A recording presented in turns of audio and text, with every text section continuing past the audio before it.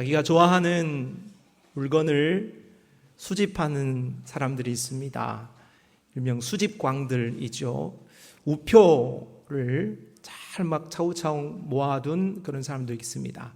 자기가 좋아하는 운동화를 막 집에 신지도 않으면서 쭉 쌓아놓는 그런 사람들도 있어요. 콜라 있죠, 콜라.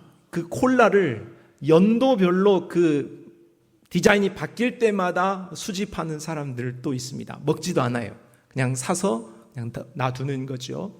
어떤 사람은 뭐 기차 이런 것들도 수집하는 사람들이 있고 굉장히 많은 수집광들이 있는데, 윌리엄 허스트라는 미국인은 고대 미술품의 수집광이었습니다. 그런 그가 어느 날 유럽 왕가에서만 사용되었다는 귀중한 도자기가 있다는 소식을 들었습니다. 곧장 그 소식을 듣고 유럽으로 가서 그 도자기를 찾아 헤맸습니다. 그런데 찾고 찾다가 결국 들었던 결과는 그 도자기를 미국의 한 언론인이 사가지고 갔다 하는 소식까지 듣게 되었습니다. 추적해 보았더니 사실은 그 도자기를 사간 사람은 자기 자신이었다는 거예요. 자기 집에 모셔놓고 소문을 들어보니까 좋은 도자기가 있다고 돌아다녔는데 사실은 자기 집에 있었던 겁니다. 있는 줄도 모르고 있는 것이 귀한 줄도 몰랐던 사람이지요. 우리는 윌리엄 허스트처럼 땅에 속한 복, 눈에 보이는 복, 손에 잡히는 복에 대하여 갈구하고 또 그런 것을 셈하면서 감사는 잘 하지만, 눈에 보이지 않고 손에 잡히지 않고 하늘에 속한 복에 대해서는 이미 가졌어요. 그런데 그것을 깨닫지 못하고 감사하지 못하는 경우도 더러 있습니다. 오늘 본문 15절로 16절 말씀에 이로 말미암아 주 예수 안에서 너희 믿음과 모든 성도를 향한 사랑을 나도 듣고 내가 기도할 때에 기억하며 너희로 말미암아 감사하기를 그치지 아니했다. 바울은 에베소 성도들을 위해서 기도할 때에 성도들의 좋은 믿음, 성도들의 좋은 사랑 소식을 들었다. 성도들의 영적인 부요함의 이야기를 듣고 하나님께 감사했다. 이렇게 말씀하는 거예요. 성도 여러분, 우리는 감사를 수집할 필요가 없습니다. 어리석은 윌리엄처럼 여기저기 찾아다니면서 감사가 없는데 감사를 수집할 필요가 없다는 거예요. 왜요? 감사는 이미 우리에게 와 있기 때문이죠. 오늘 우리의 마음에 있고 우리의 삶에 감사는 넘쳐납니다. 그러므로 오늘 우리는 우리 손에 이미 하나님께서 주어주신 그런 감사에 대하여 깨달아야 됩니다. 없는 것을 감사하는 게 아니라 이미 와 있는데 알지 못하고 감사하지 못한 것을 발견하고 깨달아 하나님께 감사하는 성도가 되시기를 바랍니다. 오늘 우리의 기도는 감사가 먼저여야 하는 겁니다. 하나님 감사합니다. 따라합시다. 하나님 감사합니다. 우리 안에 감사가 넘쳐날 수 있기를 바랍니다. 더불어 이어서 바울은 하나님께 감사를 드린 후에 에베소 교인들을 향한 기도를 가르치고 또 하고 있습니다. 오늘 17절로 19절 말씀인데, 우리 주 예수 그리스도의 하나님 영광의 아버지께서 지혜와 계시의 영을 너희에게 주사 하나님을 알게 하시고 너희 마음의 눈을 밝히사 부르심의 소망이 무엇이며 성도 안에서 그 기업의 영광의 풍성함이 무엇이며 그 힘의 위력으로 역사하심을 따라 믿는 우리에게 베푸신 능력의 지극히 크심이 어떠한 것을 너희로 알게 하시기를 구한다 하면서 바울은 오늘 성도들을 향하여서 두 가지 기도를 하고 있습니다. 여러 가지 미사후가 들어있는데 크게 요약하고 뼈대를 추린다면 두 가지 기도를 했다 하는 것입니다. 하나는 지혜와 계시의 영을 주옵소서 하는 것이고, 또 하나는 마음의 눈을 밝혀주옵소서 하는 것입니다. 지혜와 계시의 영을 주옵소서, 마음의 눈을 밝혀주옵소서. 오늘 바울이 그렇게 성도들을 위해 기도했습니다. 오늘 우리는 바울의 기도문에 대하여서 살펴보고 훌륭한 이 기도의 샘플을 따라 나와 가족, 이웃을 향하여서 오늘 우리가 배우고 또 실제로 그렇게 기도할 수 있기를 바랍니다. 바울의 첫 번째 기도 제목은 지혜와 계시의 영을 달라 했습니다. 따라합시다. 지혜와 계시의 영을 달라. 17절 우리 주 예수 그리스도의 하나님 영광의 아버지께서 지혜와 계시의 영을 너희에게 주사 하나님을 알게 하시고, 지혜와 계시의 영을 구해야 할 이유는 지혜와 계시의 영이 있어야만 하나님을 알 수 있기 때문입니다. 로마서 1장 19절로 20절에 이는 하나님을 알만한 것이 그들 속에 보임이라. 하나님께서 이를 그들에게 보이셨느니라. 장세로부터 그의 보이지 아니하는 것들 곧 그의 영원하신 능력과 신성이 그가 만드신 만물에 분명히 보여 알려졌나니 그러므로 그들이 핑계하지 못할지니라 했습니다. 하나님은 사람들에게 우리 모든 인생들에게 하나님을 알 수 있도록 오늘 우리의 마음의 중심에 하나님을 찾을 수 있는 마음을 주었다는 거예요. 그게 바로 종교성입니다. 오늘 어떤 세계 누구를 찾아도 하나님을 갈망합니다. 무엇인가 마음에 허전함, 허망함을 갖고 영원한 세계와 그것을 지으신 하나님에 관한 그런 종교성이 있는 거죠. 더불어 자연 만물을 통하여서 하나님은 자신을 보여줍니다. 오늘 온 세계를 보면서, 오늘 꽃피는 세계를 보고 아름다운 대자연을 보면서 오늘 우리는 하나님을 보아야 한다. 하나님이 그렇게 하셨다 하는 거예요. 오늘 우리가 특별한 감성이 있어서나 오늘 우리가 특별한 영감이 있어서 와, 세상이 아름답다 이렇게 하는 게 아닙니다. 모든 사람은 아름다운 잔을 보면서 입을 쩍 벌리는데 그건 하나님이 그렇게 하신 겁니다. 하나님께서 그것을 통하여서 하나님을 더듬어 찾으라고 그렇게 하시고 보여준 거죠. 사진을 몇 장 보여드릴게요. 첫 번째 사진을 보시면 이게 북극 오로라가 아닌데요. 이게 북극의 오로라입니다. 두 번째 사진은 미국의 그랜드 캐년 폭포 사진입니다. 세 번째는 멕시코의 파리쿠틴 활화산 되겠습니다. 네 번째는 아프리카의 빅토리아 폭포입니다. 다섯 번째는 네팔의 에베레스트 산이죠. 참 네팔은 더운 나라인데 더운 나라에 에베레스트 산이 있다는 것은 좀 저는 처음 사실 알았을 때 참 신기하다 그렇게 생각했습니다. 여섯 번째는 오스트레일리아의 산호초입니다. 일곱 번째는 브라질의 리우 항구입니다. 처음에 나왔던 것인데 이 리우 항구는 세계 3대 미항으로 꼽히는 곳이죠. 여기를 한 곳이라도 다녀오신 분이 있으면 손을 들어보십시오. 다녀오신 분이 그렇습니다. 한 분 계시는데 우리도 한번 여러분이 천국 가기 전까지 가는 그런 축복과 은혜가 있기를 바랍니다. 우리는 지금 사진으로만 이 모습들을 다 우리가 살펴보았습니다. 우리가 세계에 정말로 각 곳에 정말로 아름다운 것이 있습니다. 특히 이런 멀리 가지 않아도 우리 주변에 있는 아주 작은 것들, 그리고 우리 주변에 있는 조금만 가더라도 너무나도 아름다운 것들이 많이 있어요. 그런데 그것을 보면서 입이 벌어지지 않는다면 그건 정상이 아닌 겁니다. 이야, 아름답다, 크다, 높다 하는 것으로 오늘 우리는 하나님을 느낄 수 있는 것이죠. 이런 것을 보면서도 하나님이 없다 하고 하나님을 느끼지 못한다면 그 사람은 교만한 것이고 어리석은 것입니다. 무지한 것이죠. 그쯤 되면 이런 모든 대자연을 보면서도 진화된 거야, 우연히 빵 하고 터진 거지, 그렇게 말을 한다고 하면 너무나도 비상식적이고 비과학적인 사람 아닙니까?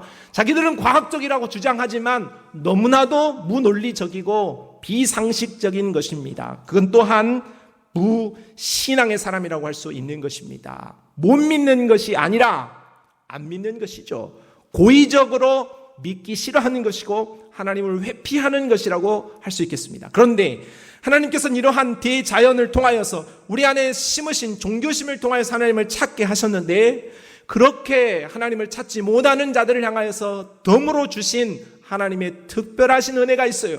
그럼 바로 오늘 우리 손에 주신 성경이라고 하겠습니다. 성경은 바로 하나님을 더듬어 찾고 하나님을 바로 볼 수 있는 영적인 안경입니다. 그래서 우리는 성경을 통하여서, 그 안경을 통하여서 하나님의 바른 모습을 보고 알고 믿고 구원받을 수 있는 것입니다. 그런데 대부분의 사람들은 우리에게 주어진 성경을 보고서도 하나님을 만나지 못해요. 성경을 읽으면서도 은혜를 받지 못합니다. 왜 그런가? 지혜와 계시의 영의 역사가 부족하기 때문에 그렇습니다. 저는 처음 예수를 어렸을 때부터 유치원 시절 때 교회를 다녔지만 제가 은혜를 받고자 이 중고등부 시절에 성경을 읽으면 하도 은혜를 받느니 뭐니 교회 가면은 학생의 시절에 전도사님이 그렇게 설교를 하셔서 그래 한번 읽어보자 하고 성경을 폈는데 무슨 말인지 하나도 모르겠고, 첫째, 성경을 보면 무슨 말인지 하나도 모르겠고 성경을 읽다가 잠만 오고 그랬습니다. 그러니까 성경을 읽는다고 해서, 성경을 내가 가까이 하려고 한다고 해서 다 은혜가 되느냐, 다 깨달아지느냐, 그건 아니라는 것이죠. 지혜와 계시의 영이 없다면 우리는 하나님의 말씀을 펴두고서도 하나님을 보지 못하는 그런 모습에 갈 수 있다는 거예요. 그래서 오늘 바울은 우리가 그걸 기도하라는 것입니다. 지혜와 계시의 영을 주옵소서, 그렇게 기도하라는 것이죠. 고린도서 4장 4절 말씀에 이 세상의 신이 믿지 아니하는 자들의 마음을 혼미하게 하여 그리스도의 영광의 복음의 광채가 비치지 못하게 했다, 이런 말씀이에요. 저는 중고등부 시절에 세례를 받으려고 했는데, 세례를 받으려고 이 앞에 앉아 있어요. 목사님이 오늘 곧 세례를 줘요. 그런데 내가 오늘 일어서서 내가 예수 믿습니다, 그렇게 고백을 해야지 세례를 받을 수 있어요. 그런데 내 마음 속에 진심으로 예수 그리스도가 믿어지지 않는 거예요. 나는 지금 예수 그리스도를 믿고 세례를 받고 싶은 마음이 한켠에 있어요. 그런데 앉아있는 그 자리에서 내 마음 속에 야, 믿지 마. 너 이 자리에 있는 것은 옳지 않아 하는 그 마음이 있었다는 거죠. 그러니까 내 마음 속에 두 마음이 싸우고 있었던 거예요. 처절한 그 싸움을 저는 기억합니다. 오늘 내게 지혜와 계시의 영을 통한 성령께서 예수 믿게 하시고 믿음을 고백하게 하시고 하나님의 말씀을 듣게 하시는 역사, 깨닫게 하시는 역사가 있는 반면에 오늘 우리의 마음 속에는 미혹의 영이 있어요. 마귀의 역사가 있다는 거예요. 성경을 보아도 깨닫지 못하고 하나님의 말씀을 들어도 깨닫지 못하게 하는 영들이 도사리고 있는 거예요. 처음 신앙생활 하는 사람들의 마음은 오늘 교회에 앉아있지만은 두 가지 마음들이 늘 큰 싸움을 벌이고 있을 것이라고 저는 분명하게 생각을 합니다. 네가 왜 이 자리에 앉아있느냐 하는 마음의 그런 외침과 유혹이 우리 안에 많이 있다는 거예요. 그래서 우리는 그러한 믿음에 있는 자들을 향하여서 기도해 주어야 하는 거예요. 하나님, 지혜와 계시의 영을 부어주십시오. 엉뚱한 자리에 있는 사람이 있다면, 우리 가운데 사랑하는 이가 어떤 엉뚱한 자리에, 믿음의 자리에 없다면 하나님, 사랑하는 이에게 지혜와 계시의 영을 풍성히 부어주십시오. 그렇게 기도해야 할 줄로 믿습니다. 오늘 하나님의 말씀을 듣는 중간에도, 오늘 지금 하나님의 말씀을 우리가 듣고 있는 이 가운데에서도 마귀는 열심히 일하고 있는 거예요. 졸아버려, 딴 생각해버려, 저 말은 사실이 아니야, 그렇게 하고 우리의 마음을 미혹하게 하는 거예요. 집중하지 못하도록 잠이 나오게 만들고 딴 생각을 하게 만들고 그 말씀이 우리 안에 뿌리를 내리지 못하도록 그렇게 하는 거예요. 그러나 우리 안에 계시는 지혜와 계시의 영 되시는 성령께서 목사가 비록 설교를 못해도, 목사가 비록 재미없는 이야기를 해도 하나님의 말씀을 전할 때 그 지혜와 계시의 영이 그 말씀을 밝혀주시는 거예요. 그래서 그 말씀이 내 안에 들려지는 거예요. 귀가 쫑긋 세워지는 거죠. 그래서 그 말씀이 내 마음에 와닿고 은혜가 되고 그것을 통하여서 내 마음이 뜨거워지고 하나님께로 더 가까이 갈 수 있는 역사가 일어나게 되는 줄로 믿습니다. 그러므로 성도 여러분, 오늘 우리가 기도해야 할 첫 번째 제목은 하나님, 지혜와 계시의 영을 부어주십시오. 그렇게 기도할 때에 오늘 우리의 믿음이 뜨거워지게 될 줄로 믿습니다. 우리의 복음은 세상의 지식과 지혜로 깨달아지는 것이 결단코 아닙니다. 우리의 복음은 지혜와 계시의 영이 역사해야 복음이 깨달아지고 내가 죄인인 줄을 알고 예수 그리스도가 필요한 줄을 알아 구원의 확신 가운데 설 수 있는 거예요. 그리고 우리 구원받은 성도가 믿음으로 살려면 지혜와 계시의 영이 반드시 있어야 돼요. 반드시입니다. 있어도 되고 없어도 되는 것이 아니라 반드시 있어야 되고 풍성하게 있어야 돼요. 오늘 방금 설명을 드린 대로 하나님의 말씀을 듣는 이 순간에도 오늘 우리가 집중하게 하고 은혜 받게 하고 충만하게 하는 것이 바로 지혜와 계시의 영의 역할이니까요.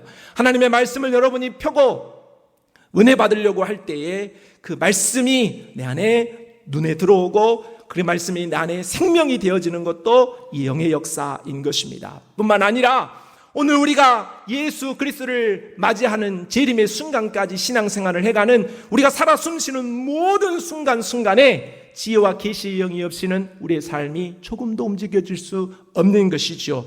그러므로 우리는 바울의 기도를 따라 지혜와 계시의 영을 충만하게 해달라고 반드시 기도해야 할 줄로 믿습니다. 그 지혜와 계시의 영이 충만하게 되어질 때에 우리는 하나님을 더 많이 알아갈 수 있고 진리에 더 깊이 다다를 수 있어 오늘 우리의 신앙이 승리하는 모습으로 나아가게 되어질 줄로 믿습니다. 두 번째, 오늘 바울의 기도 제목은 마음의 눈을 밝혀달라 하는 기도입니다. 오늘 18절 그렇게 시작하죠. 너희 마음의 눈을 밝히사. 사람이 육의 지배를 받으면 물질만 눈에 보입니다. 그러나 영의 지배, 성령의 지배, 지혜와 계시의 영의 지배를 받게 되어지면 오늘 신령한 세계가 눈에 보이게 되는 겁니다. 오늘 바울은 이렇게 지혜와 계시의 영을 통하여서 하나님의 은혜를 깨달은 자들의 마음을 밝혀 세 가지를 알게 해달라 하는 기도를 하고 있어요. 자, 18절로 19절 말씀을 같이 읽어보면서 그 세 가지를 찾아봅시다. 시작.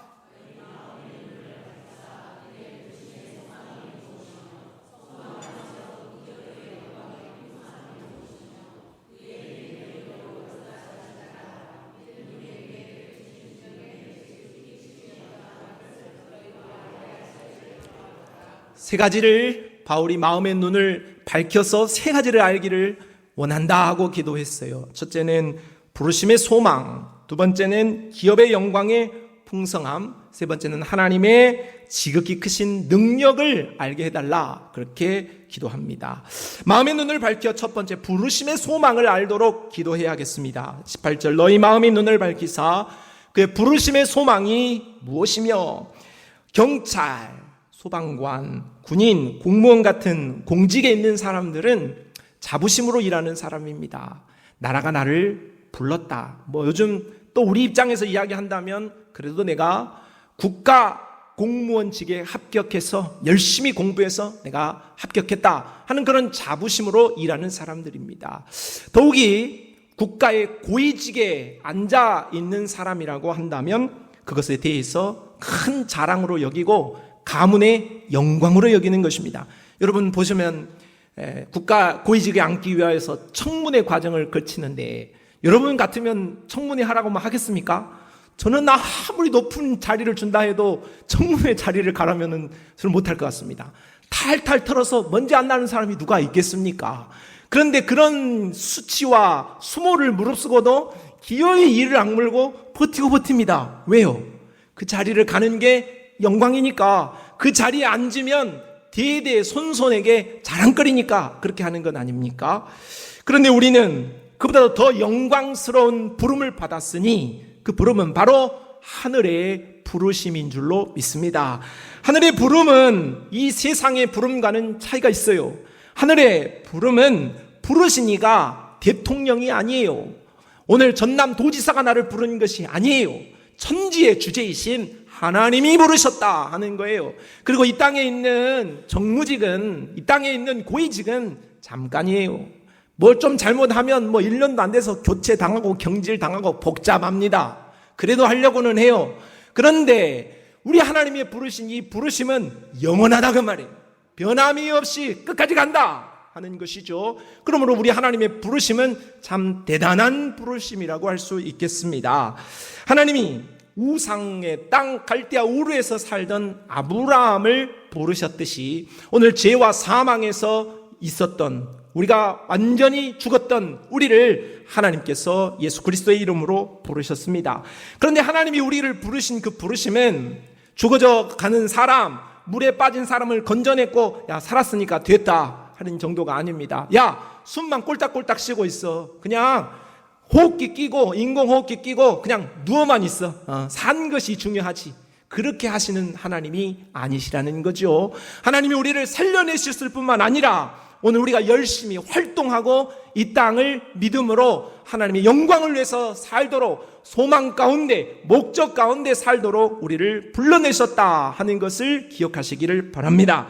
하나님이 루터를 부르신 이유는 로마 카톨릭의 그런 불의와 잘못되어진 모습에서 바른 종교의 개혁을 위하여서 부르신 겁니다. 하나님이 칼빈을 부르신 이유는 오늘 우리가 다 칼빈주의 신학을 우리는 지금 하고 있는 건데, 바른 성경주의에 입각한 바로 신앙을 할 수 있는 그러한 기초를 놓기 위해서 그를 부르신 거죠. 요한 웨슬리를 불러 하나님께서는 교회의 부흥을 이루셨고, 리빙스턴을 부르신 것은 아프리카 선교를 위하여서 부르신 겁니다. 그럼 나는 무엇인가 하는 생각이 들어요. 위대한 사람만 불렀는가? 그렇지 않아요. 하나님은 큰 일을 위하여서도 부르셨지만 나같이 작은 자도 오늘 분명한 목적과 소원을 두고 불러내신 줄로 믿습니다. 큰 꽃, 우리가 지금 오늘 꽃을 다 차고 있어요. 이 꽃은 큰 꽃입니까? 작은 꽃입니까? 작은 꽃이라고 할 수 있겠죠. 작은 꽃도 꽃이고 큰 꽃도 꽃입니다. 들에 핀 꽃도 꽃이고 산에 핀 꽃도 꽃입니다. 발음이 잘 안 되는데 그렇죠. 향기가 크한 꽃도 꽃이고 향기 없는 꽃도 꽃입니다. 우리의 예쁜 꽃도 꽃이지만 못난 꽃도 다른 사람이 거들떠 보지 않아도 꽃이랍니다. 우리 모두는 하나님이 부르신 꽃이에요. 그래서 우리가 어디에 피어있든 어떤 향을 내든 무슨 모양이든 그건 그렇게 중요한 게 아니죠. 오늘 중요한 건 우리가 모두 하나님의 부름을 입은 꽃이라는 것입니다. 아무 의미 없는 꽃, 아무 목적 없는 꽃은 세상 어느 곳에도 없어요. 혹 농부가 불편해서 그 꽃을 벨지라도 그 꽃은 다 쓸모가 있기 때문에 하나님께서 이 땅에 심으셨다 하는 것입니다. 성도 여러분, 우리는 그러므로 하나님께 물어야겠습니다. 하나님, 나는 어떤 꽃입니까? 하나님, 나는 어떤 향내를 내야 합니까? 하나님, 나는 무엇을 위한 꽃입니까? 그렇게 물어야겠습니다. 하나님의 영광을 위하여서 오늘 우리가 그렇게 어떠한 꽃으로 드려질까에 대해서 묻는다면, 그렇게 기도한다면 하나님 반드시 우리에게 은혜 주시고 응답을 주실 줄 믿습니다. 빌립보서 2장 13절 말씀에 너희 안에서 행하시는 이는 하나님이시니 자기의 기쁘신 뜻을 위하여 너희에게 소원을 두고 행하게 하신다 했어요. 여러분이 하나님께 물으실 때 하나님 우리 마음에 소원을 두고 오늘 우리의 삶을 살아갈 수 있도록 은혜를 베풀어 주십니다. 하나님, 나는 왜 부르셨습니까? 하나님, 나는 어떻게 하나님의 영광을 위해서 살아야 할까요? 그렇게 기도하면 하나님 우리의 마음에 소원을 주시는 거예요. 그래, 나는 하나님을 위해서 적은 모습이지만, 보이지 않는 모습이지만 이런 모습으로 충성 봉사해야겠다 하는 각자의 부르심이 다릅니다. 그러나 반드시 그 부르심은 있다 하는 것이죠. 그래서 그 기도를 통하여서 오늘 하나님의 부르심을 우리가 잘 알고 그 부르심을 따라 하나님을 위해서 사는 우리 모든 성도들이 되시기를 바랍니다. 우리의 마음의 눈을 밝혀서 우리가 알게 되어질 두 번째는 기업의 영광의 풍성함입니다. 18절이지요. 성도 안에서 그 기업의 영광의 풍성함이 무엇이며, 기업이라는 것은 주시기로 할당된 몫입니다. 기업이라는 개념이 생긴 것은 하나님께서 오늘 아브라함, 이삭, 야곱에게 약속하셨던 땅, 그 땅을 하나님께서 주시마 이렇게 약속하셨는데, 그 약속하였던 땅을 여호수아 시대에 가나안을 실제로 정복하게 되어지고, 그 정복되어진 땅을 지파와 개인이 나누어서 할당받게 됩니다. 약속하셨고 받았어요. 그래서 그것을 기업이라고 하는 거예요. 마찬가지로 하나님은 오늘 우리를 구원의 백성으로 죄와 사망 가운데서 우리를 살려내시고 소망 가운데 살게 하실 뿐만 아니라 오늘 우리에게 약속하신 것이 있어요. 기업을 주겠다고 약속했어요. 그것은 바로 여호수아 시대에 약속한 땅을 다 하나하나 나누어 받았던 것처럼 오늘 예수 그리스도를 믿는 우리가 저 하늘, 저 천국에서 우리 하나님과 함께 영원한 그 땅에서 누릴 수 있는 땅의 영역이 있다 하는 것입니다. 그러니까 이 땅에 집 없다고 너무 낙심하지 말고, 또 이 땅에 너무 큰 집 있다고 너무 자랑하지도 마요. 배 아프니까. 그러나 오늘 우리에게 이 땅에 있는 어떠한 집을 짓고 사는 것보다도 더 확실한 기업, 하나님의 약속 있는 땅이 바로 저 천국에 있으니 오늘 우리는 저 천국을 소망하는 믿음으로 살아내야 할 줄로 믿습니다. 주식에 투자한 사람은 세상 뉴스에 민감해야 한답니다. 왜냐하면 그 주식이 지금 올라갈지 내려갈지를 잘 알아야 되니까요. 그래야 잘 팔지 않겠습니까? 그래서 어떤 주식에 영향을 주는 호재 소식 또는 악재 소식이 무엇인가에 대해서 대단히 민감한 거예요. 왜? 수익이 관련되어 있으니까. 잘 팔고 잘 사야 내 수익이 결정되어지니까 그렇다는 거예요. 오늘 성도는 영원한 하나님 나라에서 받게 되어질 수익, 바로 영원한 나라에 대한 기업에 참으로 예민한 인생을 살아야 할 줄로 믿습니다. 로마서 8장 18절은 말합니다. 생각하건대 현재의 고난은 장차 우리에게 나타날 영광과 비교할 수 없다, 이렇게 말씀합니다. 하나님이 약속하신 기업은 세상의 것과는 비교할 수 없이 영광스럽고 찬란하다는 거예요. 오늘 우리는 우리가 이 땅에서 행하는 것은 잘 될 수도 있지만 때로는 실패할 수도 있고 때로는 없어질 수도 있어요. 그러나 오늘 우리 하나님이 약속하신 그 약속은 하나님이 신실하시기 때문에 그 천국에서 누리게 되어질 내 땅과 그 천국에서 누리게 되어질 내 삶은 변함이 없어요. 없어지지 않는다는 거죠. 꼭 받게 되어진다는 것입니다. 그것으로 소망을 삼고 감사함으로 전진하는 우리 성도들이 되시기를 바랍니다.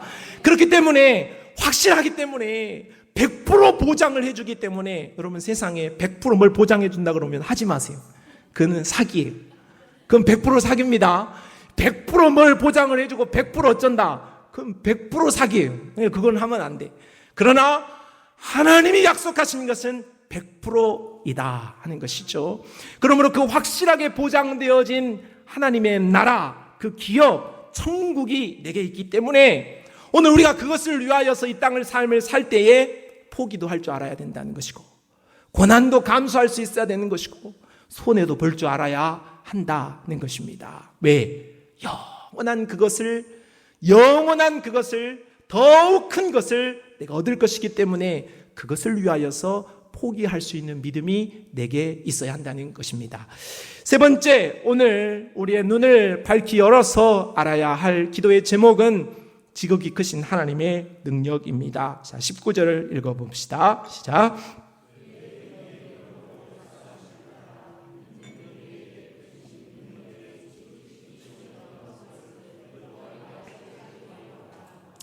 바울은 우리의 마음이 눈이 밝아져서 지극히 크신 하나님의 능력을 알기를 기도했습니다. 지극히 크신 하나님의 능력을 어떻게 설명할까? 오늘 우리가 읽지는 않지만 오늘 20절로 23절 이하에 보게 되면 두 가지로 하나님의 지극히 크신 능력에 대하여서 설명합니다. 하나는 예수 그리스도의 십자가와 부활, 두 번째는 교회입니다. 하나님은 예수님을 죽은 자 가운데서 살려내시고 모든 이름 위에 뛰어나게 하시고 모든 이들을 발 아래 굴복시키셨습니다. 세상에 죽음을 이기는 게 어디 있습니까? 세상은 다 죽습니다. 그리고 끝납니다. 그러나 죽음을 이기는 것은 오직 우리 하나님만이 행하실 수 있는 일이지요. 하나님만이 죽었던 영혼을 다시 살릴 수 있습니다. 하나님만이 죽은 영혼을 살려서 새로운 피조물로서 소망 가운데 이 땅을 살아갈 수 있도록 도우십니다. 뿐만 아니라 하나님은 힘들고 지친 성도의 삶에 개입하시고 역사하셔서 죽어져가는 모든 우리의 삶의 어려움을 극복하게 하시고 이겨내게 하시고 승리하게 하시는 지극히 크신 하나님이신 줄로 믿습니다. 하나님은 기드온에게 이스라엘을 미디안의 손에서 구원하라고 명령하십니다. 그러자 기드온의 대답은 이렇습니다. 사사기 6장 15절에 그러나 기드온이 그에게 대답하되 오 주여 내가 무엇으로 이스라엘을 구원하리까? 보소서 나의 집은 므낫세 중에 극히 약하고 나는 내 아버지 집에서 가장 작은 자입니다 했습니다. 작고 약하다는 거예요. 그래서 못한다는 거죠. 그때 하나님은 사사기 6장 16절에 다음과 같이 말씀합니다. 여호와께서 그에게 이르시되 내가 반드시 너와 함께하리니 내가 미디안 사람 치기를 한 사람을 치듯 하리라 하시니라. 인간적으로는 약하고 적고 부족하다는 거예요. 그래서 못하겠다는 거예요. 그런데 하나님께서는 기도에 말씀하기를 그래 너는 약한 게 맞아. 그렇지만 내가 할게. 내가 함께 하겠다 하시면서 하나님의 크심에 대하여서 말씀합니다. 성도 여러분, 오늘 우리는 나의 작음을 통하여 하나님의 크심을 배우고 고백할 수 있어야 합니다. 하나님은 크십니다. 하나님은 전능하십니다. 하나님은 하지 못할 일이 없으신 분이시지요.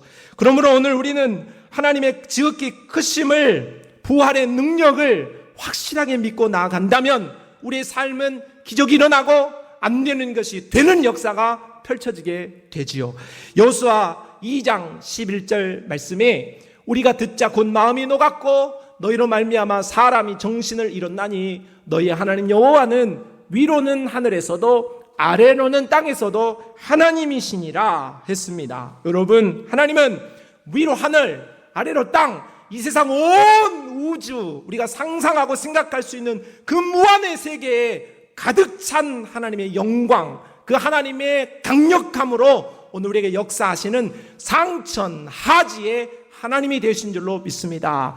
오늘 우리는 기도함으로 오늘 하나님의 크심을 고백할 수 있습니다. 오늘 우리는 작고, 오늘 우리는 무력하고, 오늘 우리는 눈물 나고, 오늘 우리의 삶이 실패하고, 오늘 우리의 삶이 어렵다고 할지라도 기도의 자리에 찾아 나아가 하나님 앞에 우리의 눈을 밝히 열어 하나님의 크심을, 하나님의 지극히 강력하심을 보게 하여 주옵소서. 그렇게 기도할 때에 오늘 우리는 하나님의 크심을 오늘 우리의 마음에 채우게 되어질 줄로 믿습니다. 오늘 우리의 마음이 하나님의 크심으로 강력하게 채워지게 되면 내 삶에 강력하신 하나님의 은혜가 오늘 우리의 삶을 통하여서 나타나게 되어지고 충만하게 되어져서 우리의 삶에 역전되어지는 은혜가 임하게 되어질 줄 믿습니다. 오늘 우리는 바울의 기도에 대해서 배웠습니다. 바울은 오늘 우리에게 기도의 샘플을 잘 가르쳐 주고 있습니다. 오늘 우리 이 기도문을 통하여서 나 자신을 위해서, 그리고 사랑하는 가족들을 위하여서, 그리고 내 이웃들을 위하여서 오늘 우리가 기도할 수 있으면 좋겠습니다. 그래서 마지막으로 오늘 우리가 배웠던 내용들을 정리하면서 실제로 우리 오늘 기도문을 2번을 읽고 말씀을 마치도록 하겠는데, 첫 번째 기도는 오늘 땡땡 그 부분에 나를 넣어서 나를 위하여서 여러분 그렇게 한번 기도합시다. 하나님 나에게 지혜와 계시형을 주십시오. 하나님 나의 눈을 밝히 열어주십시오 하는 마음으로 나를 넣어서 읽어보고, 두 번째는 여러분 누구를 하여도 좋겠습니다. 여러분이 정말 기도해 주어야 할 사람의 이름을 오늘 우리 하나님 앞에 올려드리면서 기도하고 마치도록 합시다. 자, 먼저 나를 넣어서 땡땡에 나 이렇게 하면 되겠습니다. 같이 기도합시다. 기도하는 겁니다. 시작. 우리 주 예수 그리스도의 하나님 영광의 아버지께서 지혜와 계시의 영을 나에게 주사 하나님을 알게 하시고 나의 마음의 눈을 밝히사 그의 부르심의 소망이 무엇이며 성도 안에서 그 기업의 영광의 풍성함이 무엇이며 그 힘과 위력으로 역사하심을 따라 믿는 우리에게 베푸신 능력의 지극히 크심이 어떠한 것을 나로 알게 하시기를 구하노라. 아멘. 다시 한번 기도할 때는 여러분 땡땡에 여러분이 사랑하는 사람, 여러분이 기도를 해줘야 할 사람을 넣고 기도하겠습니다. 기도합시다. 우리 주 예수 그리스도의 하나님 영광의 아버지께서 지혜와 계시의 영을 땡땡에게 주사 하나님을 알게 하시고 땡땡의 마음의 눈을 밝히사 그의 부르심의 소망이 무엇이며 성도 안에서 그 기업의 영광의 풍성함이 무엇이며 그 힘과 유력으로 역사하심을 따라 믿는 우리에게 베푸신 능력의 지극히 크심이 어떠한 것을 땡땡으로 알게 하시기를 구하노라. 아멘. 하나님 아버지, 오늘 우리는 바울의 기도에 대해서 살펴보았습니다. 하나님께 기도하고 구합니다. 우리에게 지혜와 계시의 영을 주옵소서. 우리의 마음의 눈을 밝혀 하나님의 것들을 풍성하게 알게 하여 주옵소서. 예수님의 이름으로 기도합니다. 아멘.